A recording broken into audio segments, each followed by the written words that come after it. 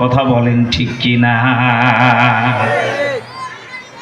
এখন বলেন তো দেখি, আল্লাহকে যারা বাদ দিয়ে অন্য কারো গোলামি করেন, দাসত্ব করেন, সত্য করে বলেন তো দেখি, এমন কোন পৃথিবী, এমন কোন দেশ আছে যেখানে আল্লাহর বাতাস আলো নেই?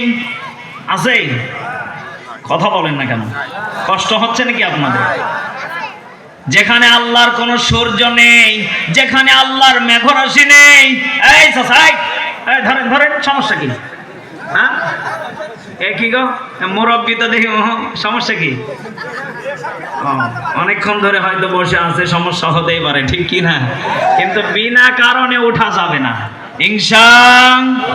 কষ্ট হচ্ছে আপনাদের? তাহলে বলেন তো দেখি, রাজত্ব কার? আইন চলবে কার? ক্ষমতা কার? গোলামি চলবে কার?